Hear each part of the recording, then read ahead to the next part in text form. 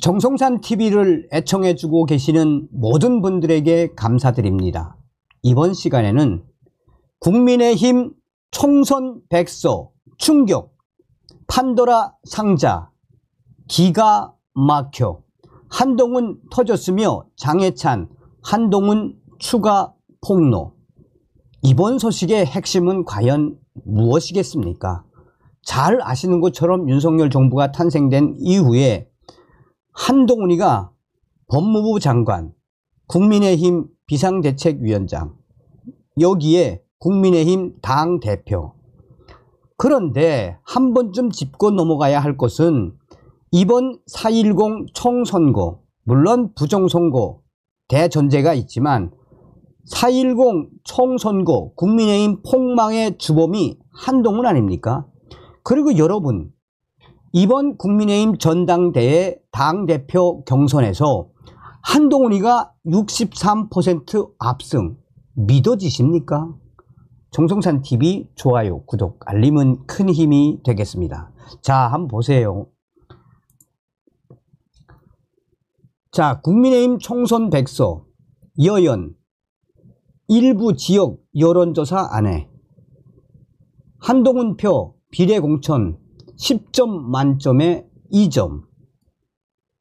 자, 여러분 잘 아시는 것처럼 이 조정훈 위원이 얼마나 찐 한동훈이었습니까? 총선하면서 완전히 돌변을 했지요.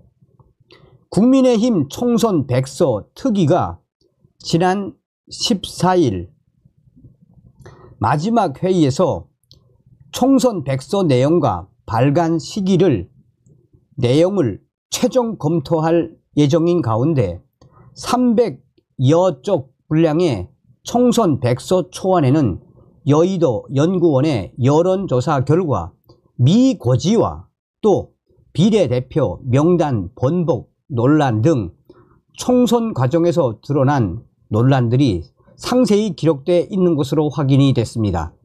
특위 관계자는 일부 수도권 지역 출마자와 면담하는 과정에서 당으로부터 여론조사 결과를 전달받지 못했다는 항의가 엄청나게 많았다라며 확인을 해보니 일부 지역은 안 알려준 게 아니라 여론조사 자체를 하지 않았다라며 충격적인 당시의 상황을 밝혔습니다.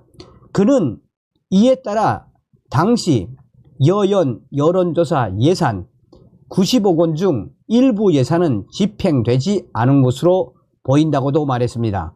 하지만 이에 대해 여의도 연구원 관계자는 수도권 일부 지역은 여론조사를 안 한 건 맞는다라면서도 선택과 집중을 위해 21대 총선과 대통령 선거, 지방선거에서 성적이 저조한 곳들은 여론조사 대상에서 제외하고 대신 격전지를 대상으로 추가 여론조사를 실시했다고 설명했습니다.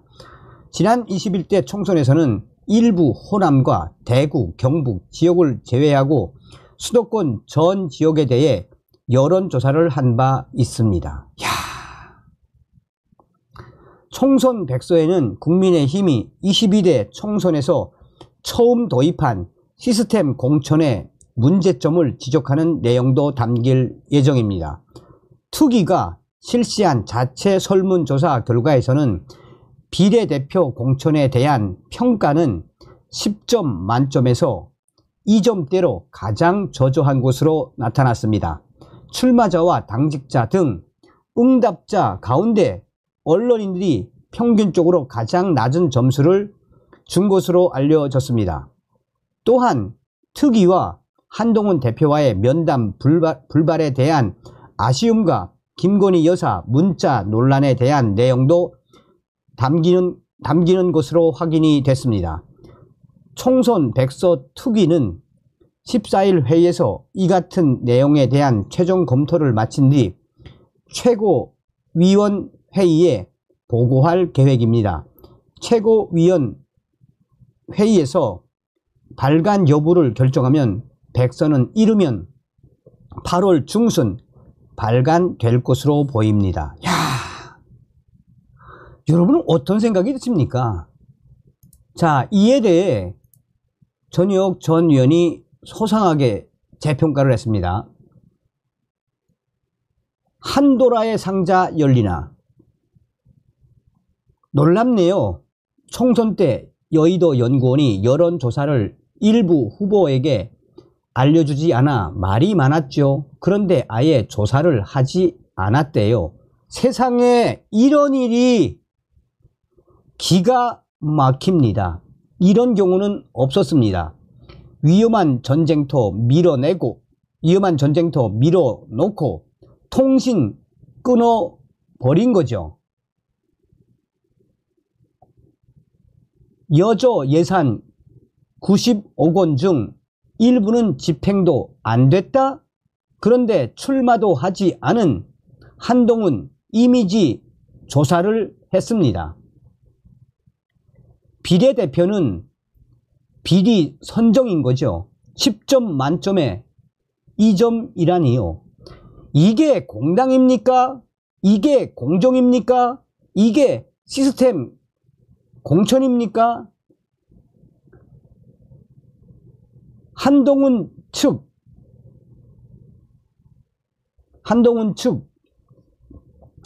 이 지하고 경률이고 정력이고 또 실드 치나요? 사실대로 진실대로 담긴 총선 백서라면 절대적으로 역부족입니다. 역적됩니다. 한도라의 상자가 드디어 열리네요.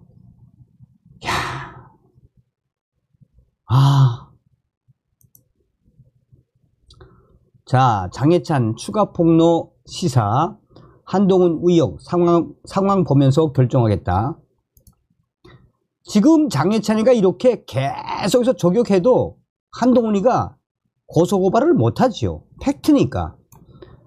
한동훈 국민의힘 대표의 여론조성팀 운영 의혹을 제기했던 장해찬 전 국민의힘 최고위원이 언론에 오픈한 것 이상을 새롭게 정보를 제공하느냐, 이런 부분은 저에게도 많은 고민이 필요할 것 같습니다. 라며 흘러가는 상황을 좀 보면서 결정하도록 하겠다고 추가 폭로를 시사했습니다.